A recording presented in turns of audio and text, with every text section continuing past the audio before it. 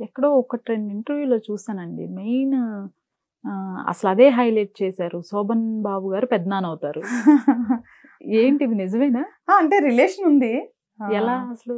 అంటే మా మమ్మీ వాళ్ళ డాడీ అంటే మా తాతగారు. మా తాతగారు ఆయనకి మామయ్య అవుతారు. ఒకటే ఊరు. సో అట్లాగా అంటే ఉన్న ఫ్యామిలీలో నేను క్లోజ్‌గా ఆయనకి పెరిగాను. సో ఆ మెమోరీస్ ఎక్కువ నాకున్నాయి మా ఫ్యామిలీస్‌లో. ఓకే. సో సూపర్ అసలు. ఎందుకంటే శోభన్ బాబు గారిని ఆన్ స్క్రీన్ పైన చూసిన తర్వాత ఎప్పుడైతే దూరం అయ్యారో స్క్రీన్‌కి అప్పటినుంచి ఆయన లైఫ్ స్టైల్ గాని, బయటికి రావటం గాని, ఏం జరిగింది ఎవ్వరికీ ఏమీ తెలీదు. అవును. మీరు క్లోజ్‌గా ఉన్నారా? యాహ్! నేను మా ఊరొచ్చినప్పుడు టైం ఎక్కువ స్పెండ్ చేసేది. తర్వాత నేను చెన్నై ఎళ్ళినప్పుడు కలిసేది. సో కాకపోతే నేను ఎక్కువ క్వెషన్స్ అది అడిగేది తక్కువనమాట. ఆయన అన్నీ చెప్తూ ఉండేవాళ్ళు. అన్నీ షేర్ చేసుకుంటే నేను వింటూ ఉండేదాన్ని. ఓకే. బట్ చనిపోయే ముందు లాస్ట్ 2 మంత్స్ ముందు ఎప్పుడైతే నేను కలిసానో అప్పుడు అడిగాను నా లైఫ్‌లో ఫస్ట్ టైమ్ ఆయన క్వెషన్స్. అప్పటి వరకు నేను అసలు అడగల. చాలా విచిత్రం ఏంటి అంటే చాలా వాటికి సమాధానాలు నాకు అప్పుడే దొరికినాయి. ఓకే. సో అప్పటి వరకు అంటే జనరల్‌గా అసలు మూవీ గురించి ఎందుకు ఆయన యాక్ట్ చేయట్లేదని గాని, ఎందుకు ఎక్కడికి వెళ్లరని గాని అప్పుడు అడిగా. అప్పటికి చాలా పెద్ద అయిపోయాను కాబట్టి అడిగాను.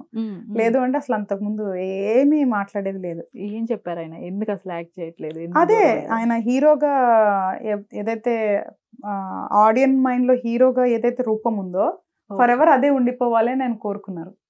వెరీ సింపుల్ అంతే. అందు గురించే తర్వాత ఆయనకి ఫాదర్ రోల్, బ్రదర్ రోల్స్ అట్లాంటివి ఏమొచ్చినా కూడా ఆయన చేయలేదు.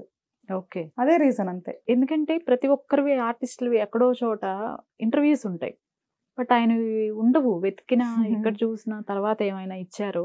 అసలు కొంతమంది లాస్ట్‌లో హెల్త్ ప్రాబ్లమ్స్ వచ్చాయి ఆయనకి. అలా జరిగింది, ఇలా జరిగింది. ఇంకొకటి ఆయన విపరీతంగా ఆ టైంలోనే సజెషన్స్ ఇస్తూ ఉండేవాళ్ళంట. అమౌంట్స్ గురించి కానీ, వాటిని ఎలా మేనేజ్ చేసుకోవాలి గాని. మీకేమైనా చెప్పినయి ఉన్నాయా? మంచి లేదు మెమరీస్? అంటే నేను చిన్నదాన్ని గదా కొంచెం. అంటే తర్వాత పెద్దయినా నా మీద ఆయనకి చాలా నమ్మకం ఎక్కువ ఉండేది.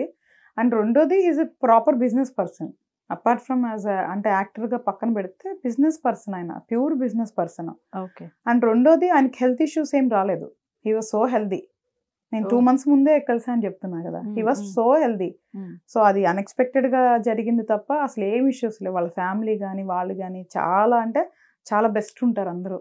సో అసలు ఎక్కడ ఏమీ లేదు. ఏదో కావాలని ఒక రూమర్స్ తీసుకురావడం తప్ప. ఒక బాబా అండి ఆయనకి? ఒక బాబు, ముగ్గురు అమ్మాయిలు. ముగ్గురు అమ్మాయిలు. అందరూ సెటిల్డా? అయ్యో! ఎప్పుడో చాలా పెద్దవాళ్ళు. అంటే ఇక్కడే ఉన్నారా? లేకపోతే ఒకళ్ళు ఫారెన్, ఫారెన్‌లో ఒకళ్ళు వెళ్ళిపోయారా? ఇట్లాగా లోకల్ ఒకళ్ళు ఆంధ్ర.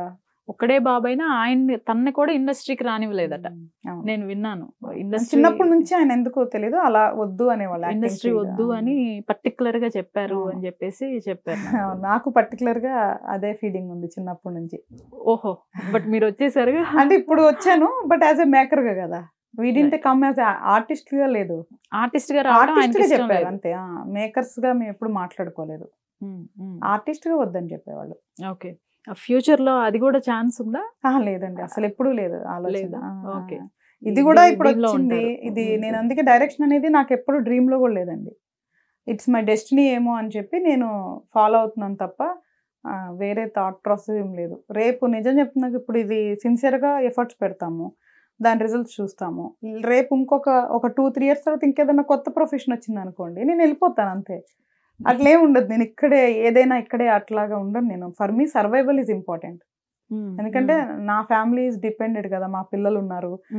మనం వర్క్ చేసుకోవాలి.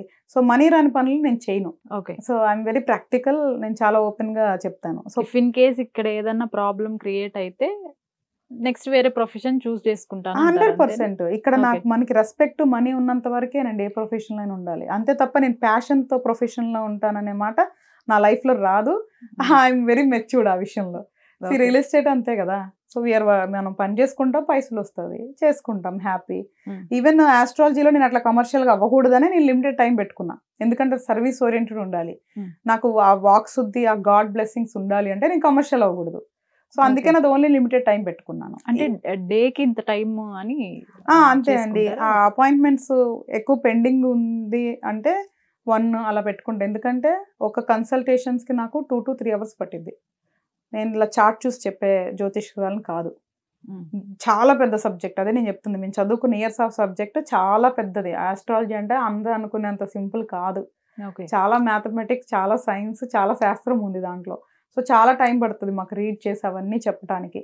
సో ఎవ్రీ ఒక చార్ట్‌కి మినిమమ్ 2 అవర్స్ లేకపోతే నేను అసలు ముట్టుకోను. సో వాళ్ళకి ఇంక అసలు ఎప్పుడు ఇంకొక ఆస్ట్రాలజర్ అవసరం కూడా రాదు.